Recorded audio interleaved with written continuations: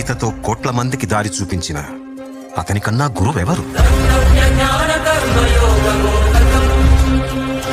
రక్షణ కోసం సముద్రం మధ్యలో ద్వారకా నగరాన్ని కట్టిన అతనికన్నా గొప్ప ఆర్కిటెక్ట్ ఎవరు?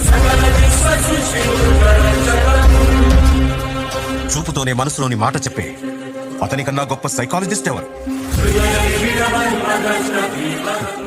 వేణుగానంతోనే గోవుల్ని గోపికల్ని కట్టిపడేసే అతన్ని మించిన మ్యూజిషియన్ ఎవరు? నిత్యారోగ్యంతో ఉండే సూచనలు చెప్పిన అతనికి మించిన డాక్టర్ ఎవరు?